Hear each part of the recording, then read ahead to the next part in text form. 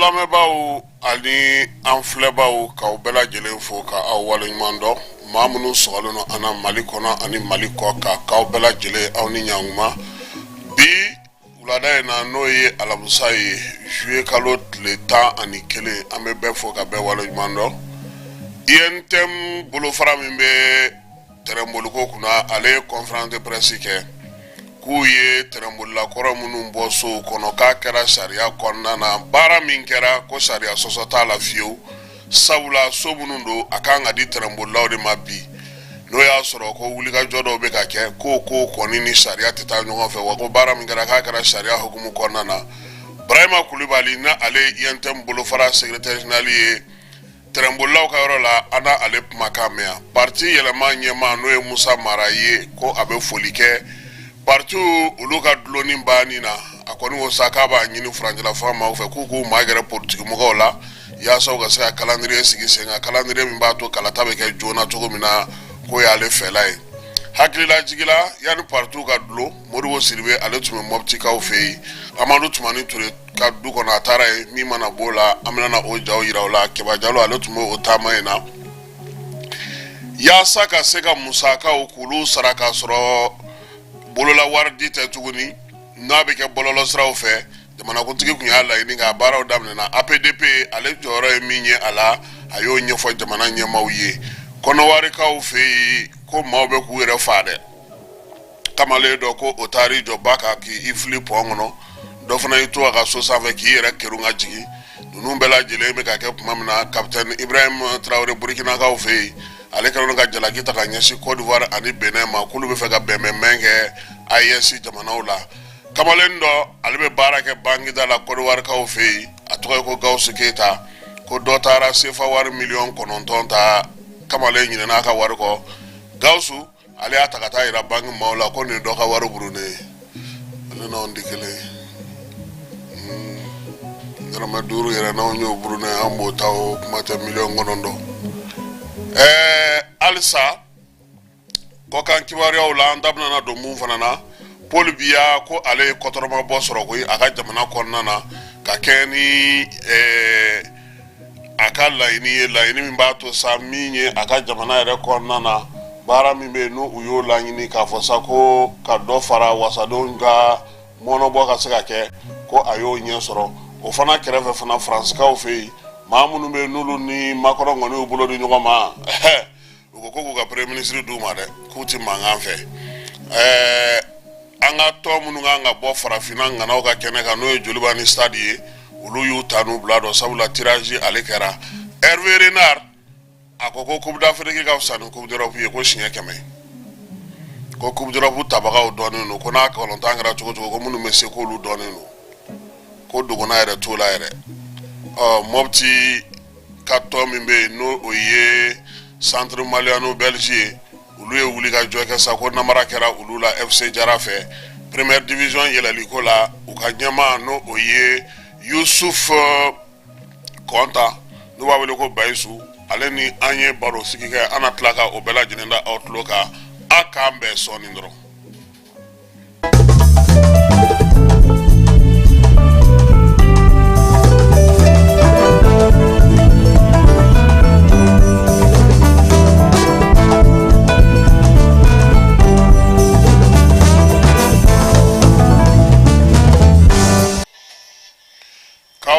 jelen fo k'aw bɛɛ lajɛlen waleɲuman dɔn min ye kuluba faama sigiyɔrɔ la kunungo a yirala k'a fɔ ko parti politique olu dulonni baara maninka kɔni ni tiga ti ban fiyewu fala ye tɛgɛ falen filɛ tiga la nin ye maraba tiga don an t'a dɔn tiga yirannen don u kɔni ye tiga dɔ di ne ma yɔrɔ in na yen sibikaw fɛ yen ministre d'État kuluba faama sigiyɔrɔ la ale y'a yira sa ko k'a fɔ ko min ye parti politique ye k'olu dulonni baara min kɛra ko k'o wuli ka bɔ yen wulili Musa Mara y'a yira k'a fɔ ko a diyara ale ye a bɛnn'a ma nin waati in na sa ko min ye baara in ye ko gouvernement ye o min kɛ nin k'o ye hakilina ɲuman ye k'a bɛna ni basigi ni lafiya ko sabula ko jamanaden fanba tun y'a laɲini k'a fɔ ko ka o wuli a ko sa ko maa minnu bɛ yen n'olu ye politique mɔgɔw ye n'olu minɛna nin ko in hukumu kɔnɔna na Musa Mara ko ka olu fana bila ko sabula ko minɛ ko kun ye min ye ko banna ka ban ko ka nɔrɔ bila ten ko ka taa u ka so ko min ye nominali minnu kan ka kɛ u ka ɲɛsin u ma ko k'o bɔ yen Musa Mara ko k'a b'a ɲini gouvernement fɛ fana k'i jija ani parti politique ka gɛrɛ ɲɔgɔn na basigi ni lafiya bɛ se ka na cogo min k'u jija k'u bolo don ɲɔgɔn bolo yaasa min ye élection dati o bɛ se ka sigi sen kan cogo min na kalata o ka kɛ an ka segin ka taa ordre constitutionnel la Musa Mara ka ni kunnafoni a b'a ka bɔlɔlɔ sira kan ministre kɔrɔ a y'o de yira Modibo Sidibe yanni parti ka dulon ale tun b'a ka baaraw kɛ cogo la n'o ye munumunu salo ye sa ka taa bɔ jamana kɔnɔna na o de la sa mɔptikaw fɛ yen u ni keba ninnu tun bɛ ɲɔgɔn fɛ u taara Amadu Tumani Ture ale ka so min bɔr'o la an ka jɛ ka o jaw olu filɛ ɲɔgɔn fɛ Modibo Sidibe ka tagali sen fɛ fana mɔpti kɔnɔna fana na a ye a ma da ATT dɔrɔn ma maa caman bɛ yen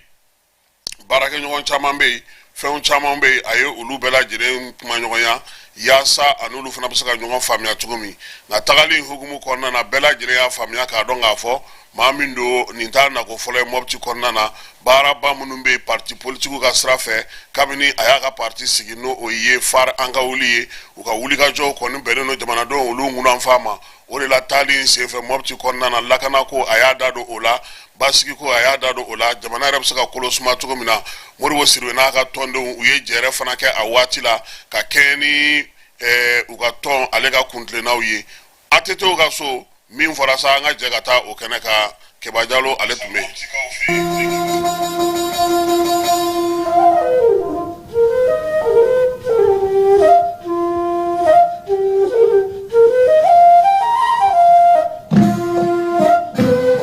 aw ni ce a ka kunbɛli la diyara n y'a bɛɛ na k'a diyara y'a bonyana ma ala ka sini kɛnɛya ko ala ka sini kɛnɛya d'an ma hamina ko bɛɛ lajɛlen nɔgɔya ko ka hamina ko bɛɛ nɔgɔya jamana bɛ min kɔnɔ ala ka bɔ a kɔnɔ ko jamana in bɛ min kɔnɔ ye ala ka bɔ a kɔnɔ basigi ka kolo suma ala ka na ni bɛn ye ko ala ka kolo suma ka na ni bɛn ye kana foli tɛ foli min na ko foli tɛ foli min na ale y'a furu ko ale a furu ani n kɔrɔkɛ dɔ min tanyana n'o ye Amadu Tumani ale ni Amadu Tumani ka foli bɛ bolo ko a ka foli b'o bɛɛ lajɛlen ye aw yɛrɛ cɛ aw ka kunbɛn ko aw yɛrɛ ni ce aw ka kunbɛli la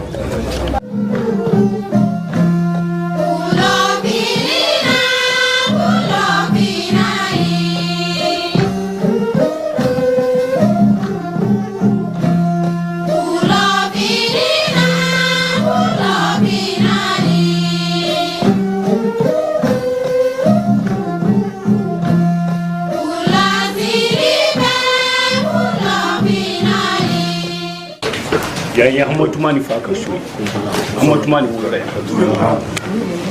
Tumani din wula ya ya ga mu din wula ya Muhammad din wula ya ki bismillah ki na na moti ina na ni fɛn o fɛn ye i bismillah ko bi ku be na ni no bi je ka bin sabiti ma ga sai iya dudin di du korke bi hami bora na ban ni sera jun kono ya amma bala na fiu kaba don mina a fora ki ka kankan ce duina an ya do ni sera duini ba da mun ni amma bala na duin be ko ki bismillah ina au be ku ina ni fen o fen ya au ya ta ni bisu an ya ta ni hakili an ya ta ni no an ba ki no fe fana ni Allah sunna ikado muribo kunun kemena an na na duina ni mɔgɔ tigɛra mɔgɔ la i b'a gɛn kabiri balo la i ye san caman de kɛ Amadu Tumani nɔfɛ a ka fanga bɛɛ i b'a fo ka taa se fanga labanw ma ko an b'i fo o foli na bi b'i fo o foli na bi ma ɲini kɔ i nana i bisimila n'i ka délégation bɛɛ bisimila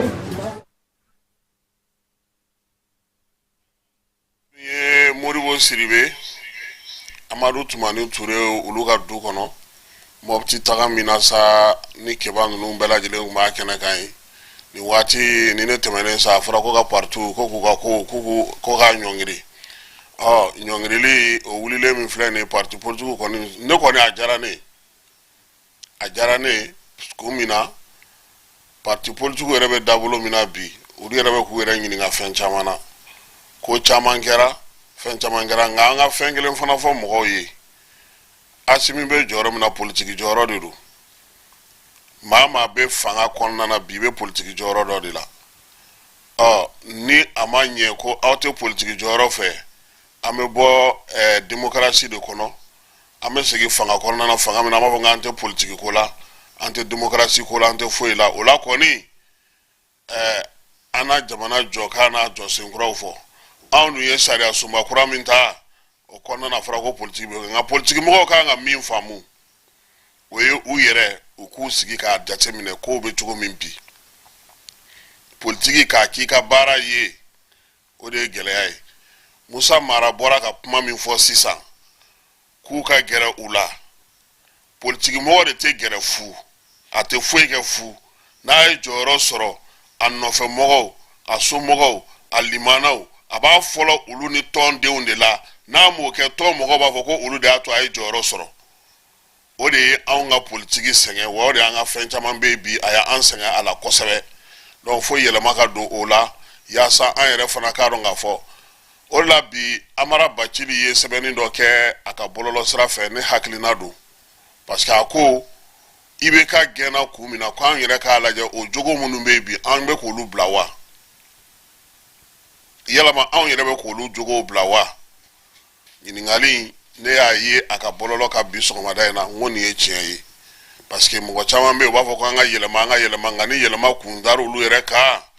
wa fo anga to an no kore na maka ko ga to anga to te odu jamana do nga murutini nu ka baun bela jele soro la o ko nu ne senfe ka keni yelema nu fana dun te so nga ke yoro ningire na tine fo bela jele ne ka jena e aka sika ke bara men nobo na mbora moti amba fo yana ka fo komi APDP je kulu kerengene min sigile no ni alebe mawu ulu togola kuna fo nu kolashilike ni tle frena o ka wuli ka jo chale no wuli ka jo mun ke kumba ere sa jamana donga hakeu jamana don yere jorob saka ke munye jamana donga kuna fo no saka la kolashi to komi bara ba mun kalfara ula sa no o ye professeur Mamadou Samaseku ye anaka chedo naka barakelaw ulu se ku jenero fi okola to komi o de la bela jene ay ka fo kuni okle uyu tegano bla semena sebe mi ba to uni okle bi saka baraka ka kuna fo nu ke sansa ba konna na api mali uno ofana bengando la kunungo o tegano bla bara o kera o ka jabala la o bela jele ntemene ko versa jamana ya iraka fo ko jamana musakau kulu kanga ke sisa saralila to komina ni asimiya fo ko yasa jamana bi saka do soro to komi o bara mi ni o dantigara no o fora o ko hukumu konna na fana minye APDP ye ale a iraka ko ministry sanu ay sebe minta no o ye sebe ka iraka fo bi ko wari di to ko wari sara to ko akabo bolola dilila APDP ko abe sanu hakilla jigika iraka fo ko minye maw utogola kuna fonu chama de bina taka ni bara nke no manyo ko haklu to o ko la kosebe yasa nyugo kana nyaga wuli fereni dabalim mesaka tike yasa bara bisaka ke gundo ni hegere konna na lafia konna na kuka o fero bela jilentike APDP koni ya nyunu fesa kuka keni alere ga session extraordinary I mean sigi senga yasa ni bara nga saka ke ay la yini bilibili ba damado ke yasa maw togola sebe olu kolosili meke olu me bolola ko saka kolosi to mi nye bengan sur la sebe munasa o konna puma uyolu koni chi ministry sanuma ka ko ke atala nyi anya fo kuna foni damne na komi yentem bolo fara mimbe negasra ko humu kona noye semaine ferie uya yira ka fo ko mamunu be nulu terembo la koroye chemino nulu gena ka buga sokono ka ko kera hake konna na bara mino ko kunfe barate jamana ya kenya ka fere u bela jilenyi kiri u yera la ko bela jilen tarase fo u dana sisa miye terembo la koroye uluka nga dosto ngono terenga nga bara minge mamunu be bi nulu be terembo ko hukumu konna na ka sega do berela ko de ato ko utara labo so nunu ngono ni ye ko injate mine a kuma cayara kosɛbɛ nin tile fila in na o de la min ye INTM bolo fara min bɛ arajo la ale fana ye conférence de presse kɛ u ka secrétaire général o ye Burama Kulubali ye a ye min fɔ conférence kɛnɛ kan Keba Jalo ale tun bɛ yen. Ne tɔgɔ ye Burama Kulubali ne ye section syndicale unique INTM di cheminot di Mali ɲɛmɔgɔ ye. An ye mɔgɔw wele ka na parce que an ye kibaruya dɔw ye sibiri tɛmɛnen bɔlɔlɔ siraw kan ani télévision sow la mun bɛ lagosi caman ta ka chemin de fer sɛgɛrɛ mun bɛ lagosi caman ta ka chemin de fer baarakɛla sɛgɛrɛ k'a sababuya kɛ chemin de fer sow labilali ye. Donc an ko a ka kan an ka baarakɛlaw wele an ka kunnafonidilaw wele an ka hakilina di ɲɔgɔn ma so ninnu u bɔliw kɛla kɛcogoya jumɛn kɔnɔna na an k'o kibaruya di ɲɔgɔn ma ani kun jumɛn bɛ so ninnu labilali la an k'o kibaruyaw di ɲɔgɔn ma. Yala bɔli ninnu yɛrɛ a kɛra cogo di aw yɛrɛ ka version ye jumɛn? Wala bɔli ninnu a kɛla kangarima ɲɔgɔn cɛla kuma caman ye parce que a daminɛ a kɛla an ka kuma ɲɔgɔn fɛ pour que a ka se ka kɛ bonya ani karama kɔnɔna na o nana bɔ o la a nana kɛ lɛtiriw cili ye ɲɔgɔn ma k'a fɔ a y'a jija a ka bɔ nin don donc o lɛtiriw cilen kɔfɛ o nana taa laban mun bɛ sow kɔnɔ u ka baarada wele bɔgɔ jɛnnen kan siɲɛ kelen siɲɛ fila o bɛɛ pɛridilen kɔfɛ o ka sɔrɔ ka na wolo bɔli in na k'an sɔrɔ kangaridaw caman kɛla mise en demeure k'a fɔ bɔ nin don k'a fɔ ye so bila sɔnni kalo saba cɛ donc o bɛɛ fɔlen kɔfɛ o de nana laban bɔli ninnu na. Sibiri don ne kun bɛ a conférence kɛyɔrɔ la u ko ko a kelen k'u labɔ so kɔnɔ ko denmisɛnninw taara tɔli wuli ka daw bɔ ale ni k'aw labɔ dimanche ko armement dɔw yɛrɛ kun bɛ k'i n'a fɔ u bɛ ka taa nord la i bɛ se ka ɲɛfɔli k'olu kan. Donc an bɛ Ala tanu ka barikada k'a fɔ Ala ka tiɲɛ dɛmɛ. An bɛ so ninnu an bɛ taa mɔgɔw labɔ so ninnu kɔnɔ wagati min ne yɛrɛ ye cheminot ye ninnu bi kɛra cheminot ye kunun u t'a la bi je pense que fɛn dɔw bɛ yen an yɛrɛ dɛsɛ de b'an bila fɔli la maloya ko don an taalen bɔli ninnu na tɔli wuli bi o dara anw na sinon an ye polisiw bila ka kow minɛ mɔgɔ caman bolo min bɛ sow kɔnɔ u kana taa ni kow ye u kana taa ni fɛngɛw ye an ye polisiw minɛ ka mɔgɔ caman fɛngɛ worobinɛ kunkolo u kana kari u kana fɛngɛ kɛ a taala se degré la hali dɔw bɔtɔ la mun bɛ sow kɔnɔ u bɔtɔ la u ka yiriw jɔlen u ye jele ta k'u ka yiriw tigɛ donc n y'a dɔn bi kɔni e ye fɛn min kɛ n'i bɔra bi c'est très facile de dire que ko mɔgɔ wɛrɛ ye o kɛ donc vraiment c'est déplorable ma fɛngɛ k'o cogo la a kɛra dimanche an taara armement donna mɔgɔw kan a kɛra i n'a fɔ an bɛ taa la nord la non ne mɔgɔ min ye kiiri taabolo lajɛ c'est à dire i ye mɔgɔ wele tribunal la k'a fɔ ko fɛɛrɛ ka tigɛ pour que mankan kana wuli ko la mankan kana fɛngɛ fɛngɛ n'i bɛ taa o tigi labɔ i b'i jija i ka fanga tigilamɔgɔw ta ka kɛ seere pour que furuku ani foyi kana bɔ a la parce que olu de ye chauffeur wele siɲɛ fila bɔgɔ jɛnnen kan pour dire que n'u ma fɛngɛ kɛ ni nin ko in kɛla se a bɛ se ka na ni mankan ye parce que ko procureur ka dɛmɛ kɛ pour que cessation de trouble ka se ka fɛngɛ kɛ donc a n'o o baara masina bɛ kɛ a ka kan sariya tigilamɔgɔw o ka k'i kɛrɛfɛ i n'a fɔ Ise Kunda a ka kan fanga tigilamɔgɔw finitigilakaw i k'olu bila i kɛrɛfɛ pour que furuku ni fɛn fɛn bɛ se ka na olu ka se ka o bali sinon u ma taa fɛngɛ la u ma taa kɛlɛdalaw ma taa fɛngɛ la et de passage c'est l'occasion pour nous vraiment an ka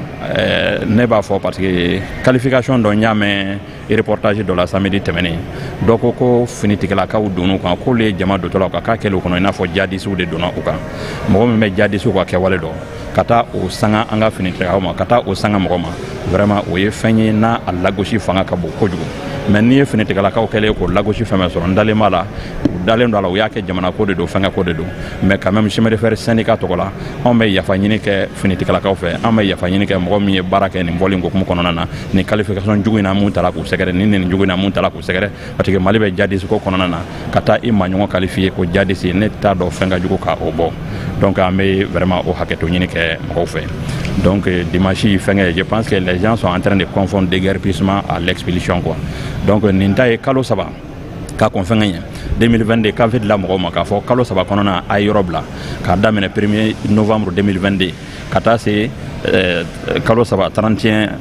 décembre 2022 o b'i bolo i ka se ka bɔ i ma se ka bɔ o kɔnɔna na nous sommes présentement en 2024 fana na i kɛlen k'o kɛ ka jugement bɛɛ perdu ka tila ka tile damadɔ d'i ma sabali k'i ka minɛnw fara ɲɔgɔn kan i ka bɔ i yɛrɛ ye donc ni o 2024 n'o tile 5 dafala kɛcogoya wɛrɛ t'an na n'o fɛngɛ tɛ surtout mago caman bɛ yen min kan ka kɛ à côté actif cheminot mago bɛ ka loger sow kɔnɔ à côté de ça il y a également un grand projet qui est là min lafiya da bɛ Bamako bɛɛ kan ni ye Bamako siraba in fɛngɛ jateminɛ et aux travaux fana kun kan ka démarrer le 1er juin 2024 et aux travaux démarrage marquage ni fɛn ninnu démarrage kibaruya cila an ma k'a fɔ a ye disposition ta pour k'a ka fɛngɛ kɛ o kibaruyaw fana bɛ u bolo k'a fɔ ayiwa nin bɛɛ bɛ ko in na an k'an jija an ka se ka fɛngɛ kɛ donc faso ka tout ce qui est projet de TRIC tout ce qui est projet d'utilité publique je pense que chemin de fer ɲɛmɔgɔw wali kelen ministère des transports surtout mɔgɔ min bɛ ministre des transports ka engagement dɔn a tɛna na sɔn a ka jɔ o da ka to anw na anw ka foli b'aw ye. Nin tun ye Burema Kulubali y'ale kumakan ye INTM secrétaire général section syndicale ale n'a ka maa olu tun bɛ conférence de presse la AES ko hukumu kɔnɔna na min ye laɲini minnu kɛra AES ko baaraw kuncɛtɔ jamanakuntigi ka lajɛ fɔlɔ senfɛ sa a jalatigɛ 19 n'o o ye communication ye ka kunnafoni di jamanadenw ma alhamdu agi ilian ale kɔni ye wulikajɔ kɛ o ko hukumu kɔnɔna na ka ban a ɲɔgɔnna minnu bɛ AES jamanaw kɔnɔ sa n'olu kɔni ye visio conférence kɛ k'u bɛɛ lajɛlen to i ka jamana kɔnɔ ka ɲɔgɔn ye jabaraninw sanfɛ bɔlɔlɔ sira o sababuya la ka kibaruya di baara minnu kan ka se ka kɛ a y'a yira k'a fɔ ko lajɛ min kɛlen filɛ nin ye jamana saba minisiriw fɛ o ka kan ka wolo sɛbɛn minnu na sɔrɔ u bɛna olu sigi sen kan nka min ye dɔgɔkun wɛrɛ ye maa ma falenw kan ka na ɲɔgɔn sɔrɔ Bamakɔ kɔnɔna na yan bɔlɔlɔ sira ka baaraba minnu bɛ se ka kɛ sa ka olu da maaw tulo kan an y'a yira la fana k'a fɔ ko tajiko gɛlɛya bɛ Bamakɔ pankurujigi kɛnɛ na a bɛ fɔ min ma sa ko carburant min bɛ ta yɔrɔ min na n'o ye kérosène ye jet A1 Bamakɔ pankurujigi kɛnɛ kan sa ko kibaruya kɔni kun dira k'a fɔ avion so mɔgɔw bɛɛ lajɛlen ɲɛna min ye colonel Yaya Traoré ye ale y'a yira k'a fɔ ko kibaruya kun dira bɛɛ lajɛlen ma k'a fɔ ko min ye tajiko dɛsɛ min nana kɛ k'a daminɛ juillet kalo tile 9 na ka taa bila juillet kalo tile 15 la n'o ye ntɛnɛn nata in ye baaraw ko olu bɛna se ka kɛ o kɔnɔna na nin waati in na fana kibaruya caman bɛ ka di domaine kan domaine an y'a ye k'a fɔ min ma faamuya mɔgɔ caman fɛ o ye k'a fɔ fɔlɔ ministère de domaine ka baarakɛyɔrɔ hukumu kɔnɔna na direction nationale des domaines o tun bɛ yen o ɲɛmaaya tun ye Ablaye Diko ye min ye directeur national des cadastres o ɲɛmaaya tun ye Yusufu Kulubali ye san daminɛ na gouvernement de y'a lajɛ sa k'a fɔ ko ka nin direction fila in fara ɲɔgɔn kan o la sa a bɛ kɛ direction générale des domaines et du cadastre ye directeur kelen bɛ ɲini o la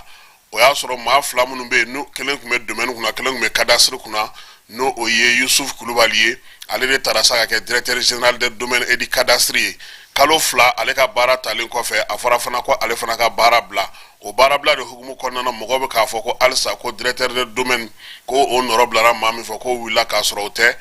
jakɛda in fila bɛɛ lajɛlen farala ɲɔgɔn kan ka kɛ jɛkuluba kelen ye o jɛkuluba kelen o de bɛ bi n'o ye direction générale des domaines et du cadastre ye baara kɛcogo o y'a yira k'a fɔ ko bi ko Yusufu Kulubali ale fana ka baara a fɔra ko ale k'o jɔ ni kun y'a kalo fila ye ale kun kɛra directeur général ba yɛrɛ ye ko in bɛ lajɛlen hukumu kɔnɔna na nka domaine kɔnɔna na fana baaraba minnu bɛ yen n'olu bɛ ka kɛ bi o ye dugukolo ale k'o sɛgɛsɛgɛli k'o ye nka minisiri min bɛ yen bi ni o yɛrɛ bɛ dugukolo ko minisiri kunna ale yɛrɛ ye nin baara in kɛ ka tɛmɛ yanni falen ka don kow la an bɛ taa sibikaw fɛ yen CAS ale ye baara minnu kɛ dugudenw ka se ka nafa sɔrɔ a ko la o tɔnɔ bɔli hukumu kɔnɔna na an ye tile fila baara kɛ Sibi Musa Konate ni ale yɛrɛ bɛ u ka dugu tɔgɔ la ale bɛ dɔgɔtɔrɔso ko kunna ani baara minnu sera ka kɛ an ka jɛ k'ale fana ka laseliw olu lamɛn an ka tagali senfɛ Sibikaw olu fɛ yen. Ne tɔgɔ ye Musa Konate bɛɛ lajɛlen b'a fɔ ko Mamusa ne ye dugutigi den ye Talasa dugutigi den ne Alimanw ka projet a nalen an fɛ yan a kɛra Ala ko ye a kɛra wasa ye u nana ni kan o kan ye u bɛ k'a bɛɛ lajɛlen kɛ u bɛ k'a bɛɛ lajɛlen kɛ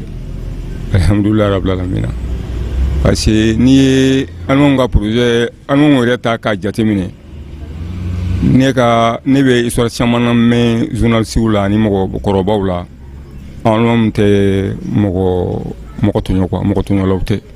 mɔgɔ tɔɲɔmɔgɔw tɛ ni n'u jɛra u b'i ka hakɛ dafa an n'u jɛ ni bi tɛ vraiment u y'an ka hakɛ dafa n'i ye usine nin ta ka jateminɛ a kɛnɛ ko tɛ o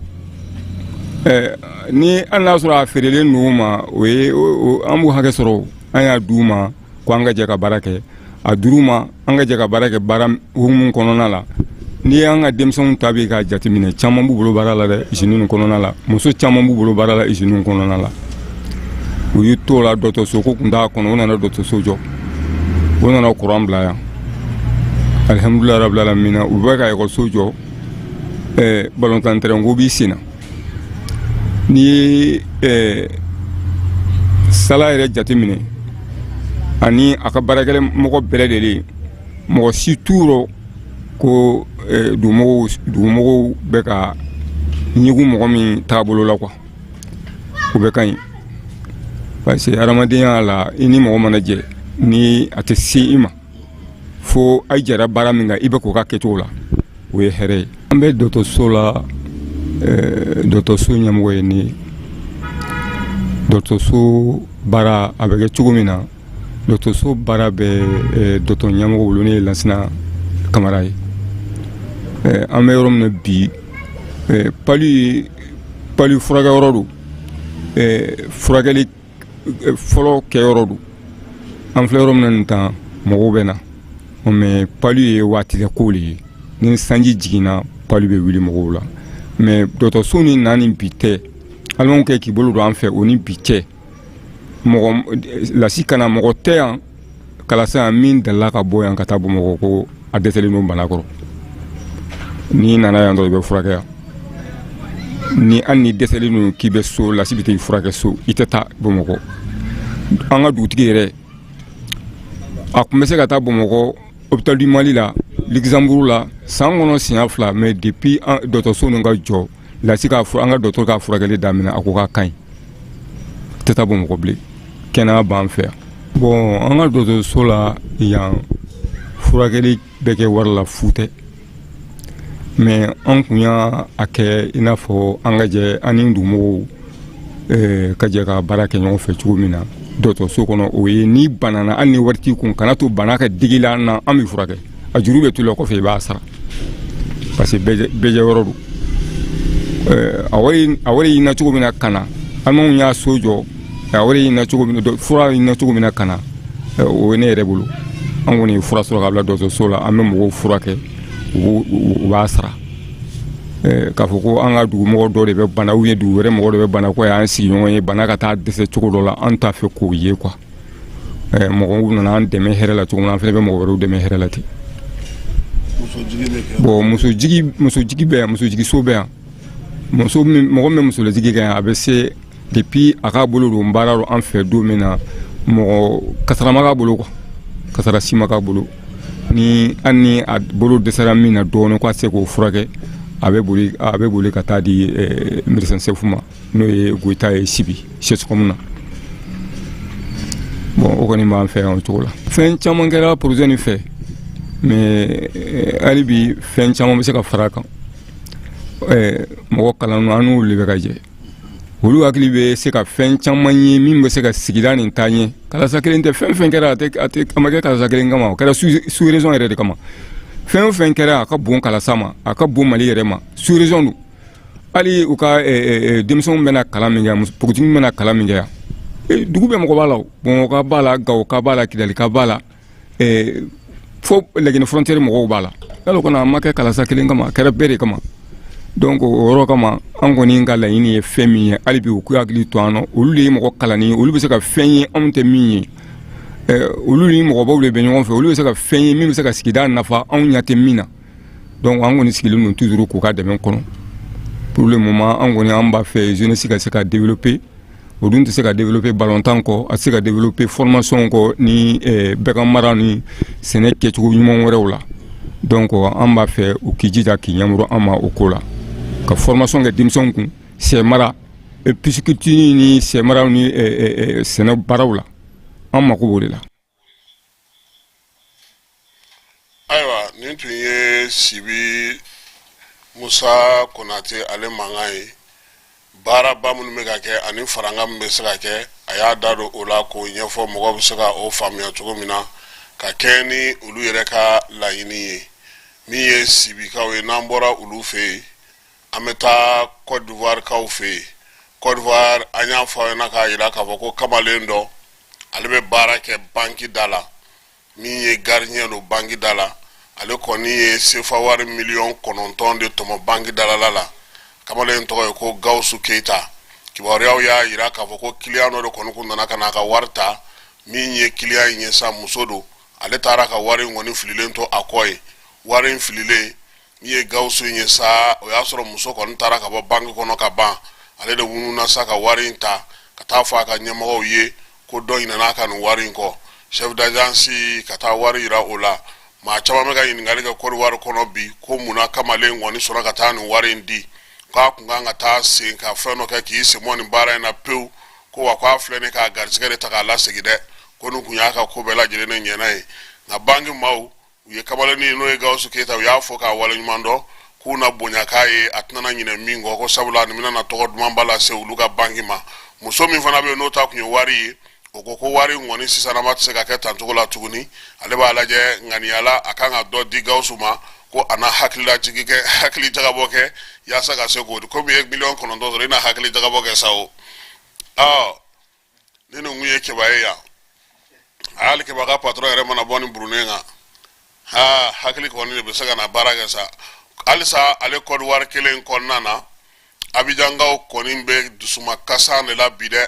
u y'a yira k'a fɔ sa k'u ka gendarme ɲɛmaa dɔ bɛ yen n'a si bɛ san 49 na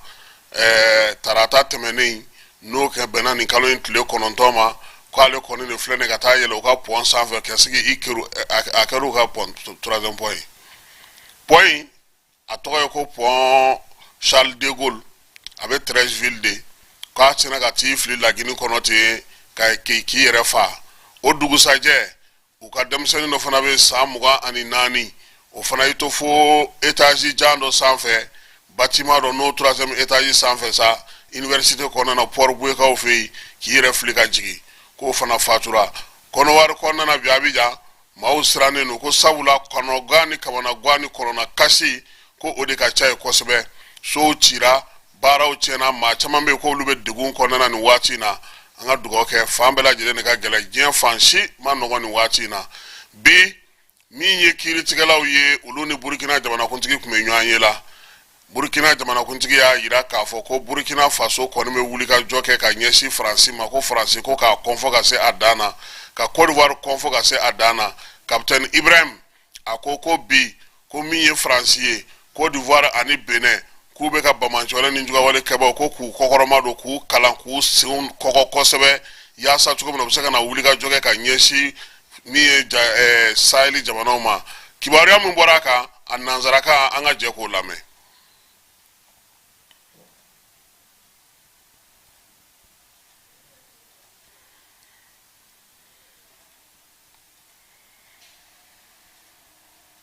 Burkinabé,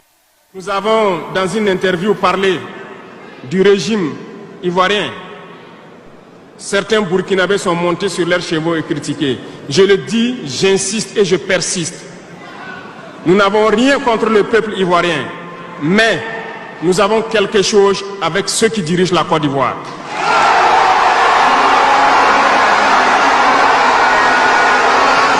Nous le disons et nous le répétons encore.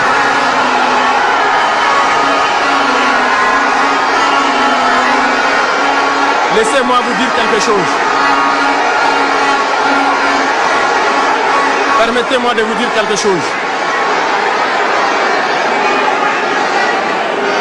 Il y a bel et bien à Abidjan un centre des opérations pour déstabiliser notre pays. Personne ne peut le nier et nous vous ferons les preuves dans les jours suivants. Nous vous montrerons des preuves physiques. Vous allez comprendre de quoi nous parlons. Personne ne viendra nous dire qu'au Bénin, il n'y a pas de base française dirigée contre nous. Nous avons les preuves sous la main. 2 bases importantes.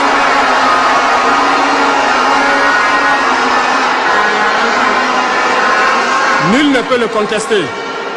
Et je les mets au défi. Et nous n'avons rien contre le peuple béninois. Là, nous avons un problème avec la politique des dirigeants béninois. Et nous le disons haut et fort encore. Dans cette diplomatie, nous avons décidé de dire la vérité. Il y a bel et bien 2 bases.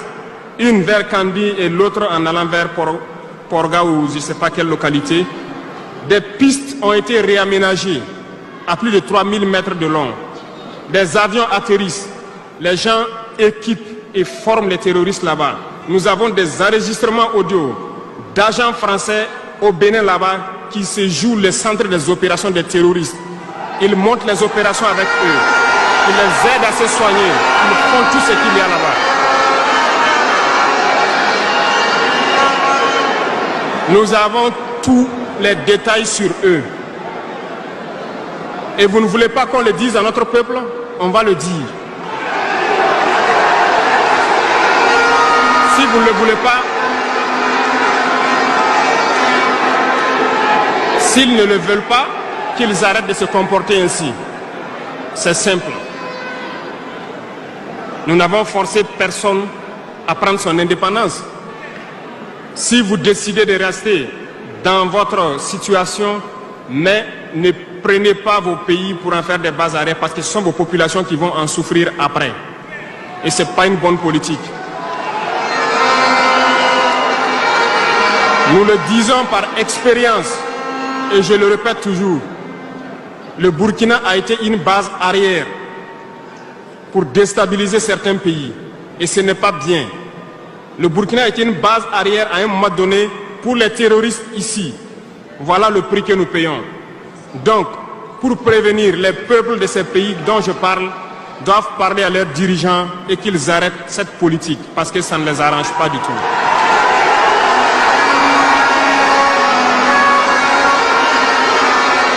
Pour venir.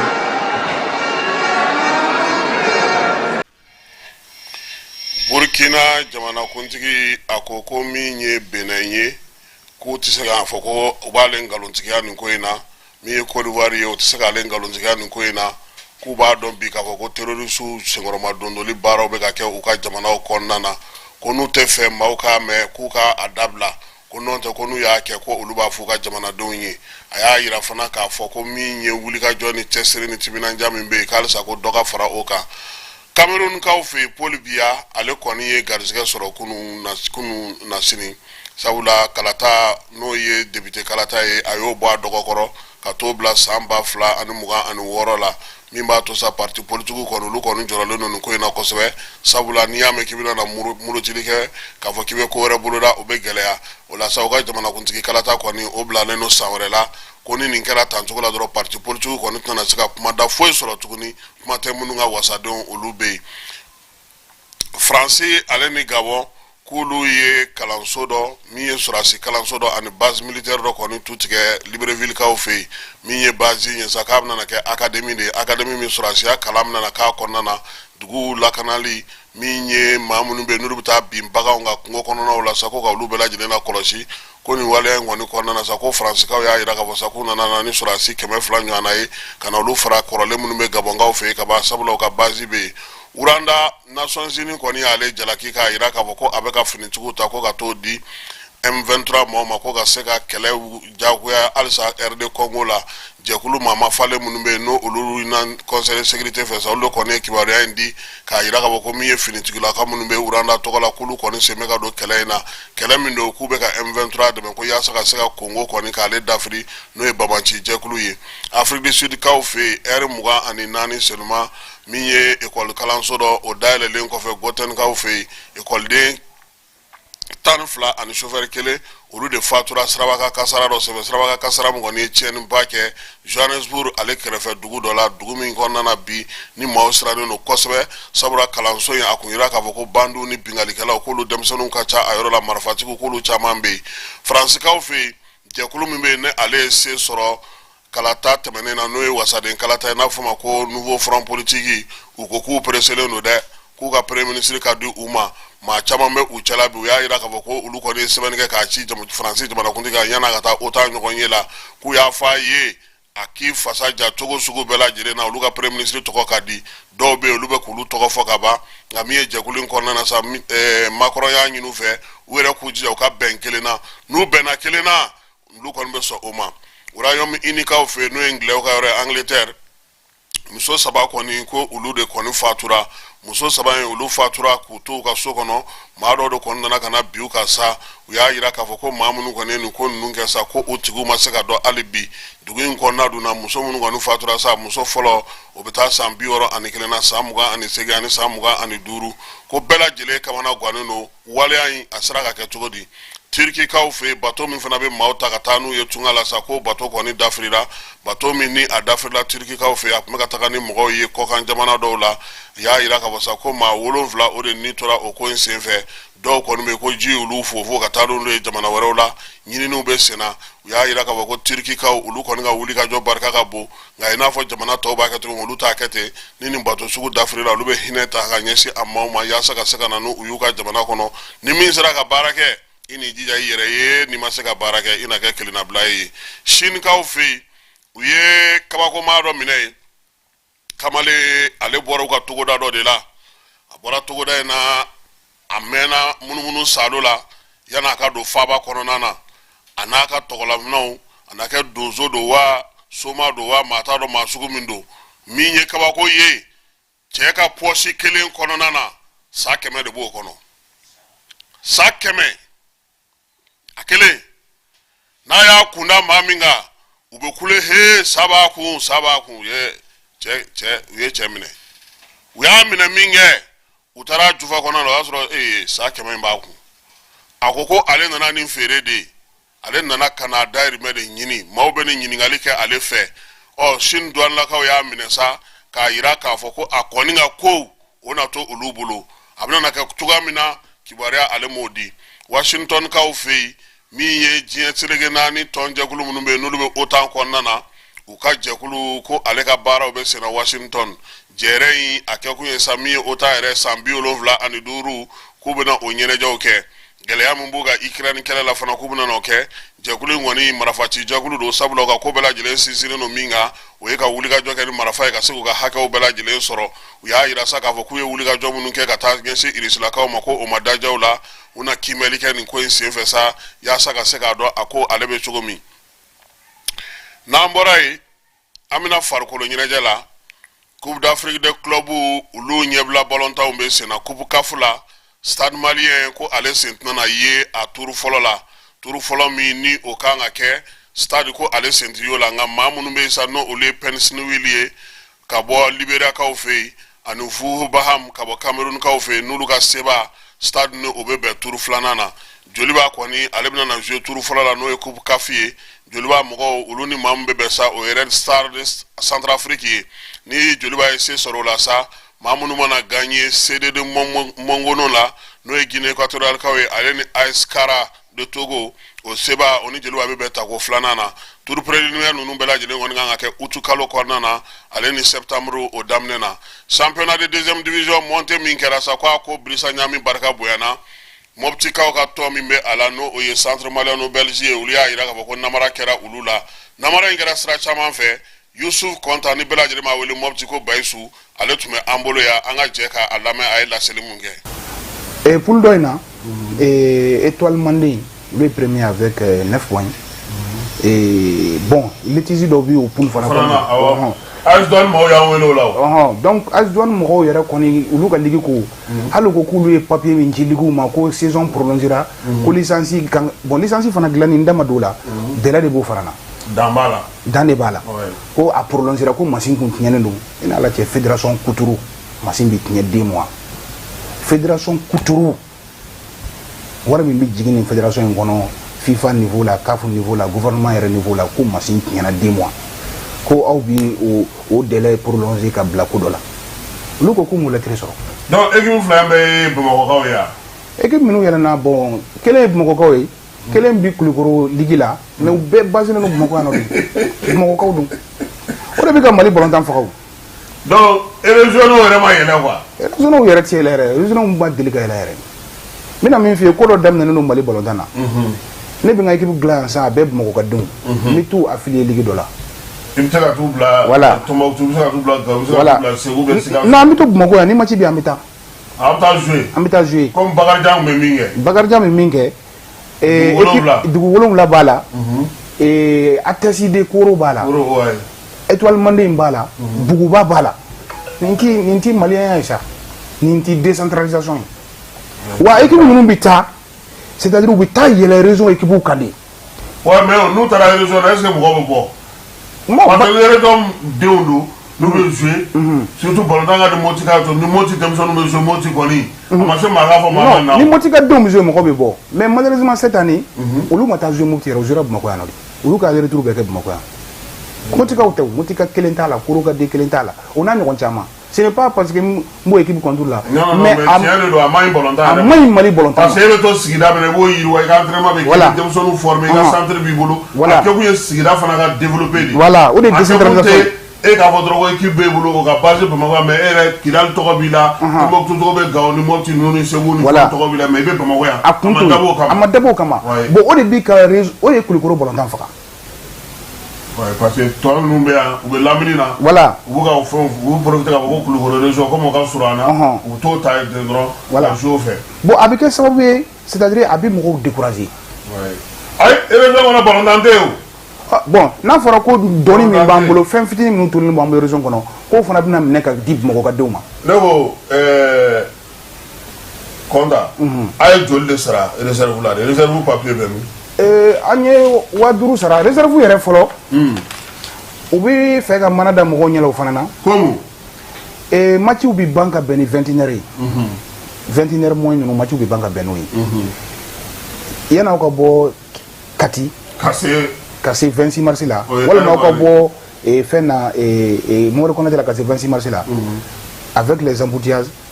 u kɛlen ka délai de confirmation min di 4 heures de temps c'est pas possible. I tɛ se k'a kɛ. Kana sɔrɔ taxi kɔnɔ taxi bi 48 heures de demander n'i ye réserve kɛ i ka se ka confirmer c'est-à-dire c'est pas possible ka bɔ Kati 21h kana 26 mars la an logelen don yen nɔ de ka tila ka segin ka taa. mais monter ɲɛmɔgɔya tun bɛ jɔn de bolo fédération na. Bon commission n t'a dɔn mɔgɔ min y'a ɲɛmɔgɔ ye exactement. mais ne kun ye Bamakɔ ligi ɲɛmɔgɔw la boliboli la. olu b'u ka équipe dɛmɛ Bamakɔ ligi ni n'u bɛnna pour la tuma o tuma baara de b'i bolo. Non Bamakɔ ni Bamakɔ ligi chaque fois ni bɛnn'u ka poule kɔnɔ. ne bɛnna 2005. AS Police ka poule kɔnɔ Sikaso. Stade Malien yɛlɛnna Montier min na 2005 ne tun bɛ yen. 2006 ASCO yɛlɛnna Mopti. Ne tun bɛ yen Zandaraki yɛlɛnna 2008 Bamakɔ yan nɔ n tun bɛ yen ne ka monter bɛnnen ni n'olu bɛ poli kɛ yɛlɛ ni Bamakɔkaw kɔni bɛnna baara de b'i bolo c'est pas facile c'est-à-dire ballontan in monopole b'u bolo wari b'u bolo u b'a kɛ cogo min y'u diya. Texte fana b'u bolo arbitre b'u bolo fɛn bɛɛ b'u bolo. monter arbitre ɲina e k'a lajɛ a bɛɛ Bamakɔ kan Moti ne ma Moti kaya la ne ma Kayika ne ye Kayikaw ɲininka n ko arbitre dɔ bɛ yan ko non ne ye Tumutukaw ɲininka ko arbitre dɔ bɛ yan ko non a bɛɛ Bamakɔ kan. Ça c'est quoi? Autrement, on malien à galon droit. C'est-à-dire n'ambara min kɛra terrain kan tɛna an da don la yɛrɛ. A vidéo bɛ yen. An k'olu to yen. Bon, an ye réserve kɛ ka tila ka évocation kɛ. O ko ko réserve date k'o tɛmɛna. Kana sɔrɔ texte kɔnɔ o yɛrɛ ye 48 heures ye an ka tɛmɛ o kan. An ka évocation fana bɛ yen mais a tɛ ka trancher dɛ. Parce que anw labɛnnen don n'u y'a trancher n'a ma kɛ anw fɛla ye. An bɛ taa commission olympique la, anw bɛ taa commission indépendante la, an bɛ taa TASI la. Non, an t'a to yen ne bɛ sɛgɛn ballontan na trop Motikaw b'a dɔn ne bɛ sɛgɛn min kɛ ballontan na Moti mɔgɔ si tɛ yen min b'o kɛ o mɔgɔ ti Moti ne bɛ sɛgɛn min kɛ ballontan na k'e b'o kɛ o tɛ yen parce que ne bɛ fɛn in ne b'a kanu de depuis ne tɛ tɛmɛ 12 ans k'a fɔ ne ma président walayi Moti bɛɛ b'o dɔn depuis ne tɛ tɛmɛ. Ayiwa nin tun ye an ka so kɔnɔ farikolo ɲɛnajɛw kibaru ye Coupe d'Europe ale finale min bɛ ci dimanche don Espagne ale ni Angleterre de bɛna na ɲɔgɔn sɔrɔ France kɔni ale bacira Espagne fɛ 2-1 Angleterre kunu ale fana ye wasa don Pays-Bas la o fana kɛra 2-1 ye nin jamana fila olu de bɛna na ɲɔgɔn sɔrɔ Coupe d'Europe finale kɛnɛba Copa America fana finale fana bɛna na taa lundi don ni Ala sɔnna a ma Argentine ale ni Colombie bɛ ɲɔgɔn sɔrɔ Colombie ye Uruguay bati 2-1 min ye Argentine ale ye se sɔrɔ Canada ka 2-0 o finali o ye lundi do ye ni Ala n'a kira sɔnna a ma Hervé Renard ni ale ye dege karamɔgɔ ye Faransi muso kunna a y'a yira k'a fɔ ko min ye Coupe d'Europe ye k'o tɛ foyi ye Coupe d'Afrique kɔrɔ ko Coupe d'Europe ni ale daminɛna ka ban k'i b'a dɔn k'a fɔ ko jamana 4 min bɛ yen n'olu kan ka taa demi-finale la ko o dɔnnen don ka ban kabini a daminɛ waati ko nka ko Coupe d'Afrique la ko bɛɛ bɛ se ka coupe ta ko wa ko sereya surunya min ye ale yɛrɛ Zambie entraîné jambi o ye wuli ka jɔ ka se sɔrɔ cogo min ka ale b'o baara kɛ cogo dɔn ko jamanaw bɛ yen ko olu y'u firifiri cogoya sugu bɛɛ la ka se ka baara kɛ ko nka ko ni ye fɛ ka dabaliban ko ye ko coupe d'Europe la ko a bɛ se yɔrɔ dɔ la k'a ma se fɔla yɛrɛ ko bɛɛ b'a dɔn k'a fɔ ko min bɛ kɛ jamanabaw ko olu de bɛ ɲɔgɔn sɔrɔ fitininw ko olu tɛ se ka se sɔrɔ ko coupe d'Afrique dun na jamana fitininw bɛ poyi kuma o kuma a ye misali ta Madagascar ta ale ni Guinée Bissau ninnu ani Cap Vert ko olu bɛɛ lajɛlen bɛ k'u jɔni yɔrɔ fini waati na ko wa ko don nataw la ko Mauritanie fana bɛ sɔn ka poyi ka bɔ ko nka ko coupe d'Europe k'a bɛ ko laada sigilen laada min ni a tabaw dɔɔni a jamanaw dɔɔni jamana kura foyi t'i kun bɔ a ko hukumu kɔnɔna na k'o ka gɛlɛn Hervé Renard ni waati na Faransi ballon musomanw olu ka entraîneur don coupe d'Afrique ale y'a ta ko siɲɛ 2 ni équipe 2 ye Côte d'Ivoire a y'a ta ni olu ye min ye Zambie fana ye an'o fana ye coupe in ta nin bɛ dan sigi an ka wulada in na kunnafoni na n'Ala sɔnna a ma nɛgɛ kanɲɛ 21 an bɛna taa kasobon kɔnɔna na bi commandant Dawuda Mayiga ale min Dawuda Konate ale min ye syndicat min bɛ CDTM tɔgɔ la kasobongaw ko la ana ale de bɛna ɲɔgɔn sɔrɔ min mana na bɔ o kɔnɔna na ana o daw tulo kan yan'o cɛ fana kibaruya misɛnman wɛrɛw bɛ yen ana don olu fana wo cɛw la ka olu ɲɛfɔ aw ye a k'an bɛn nɛgɛ kanɲɛ 21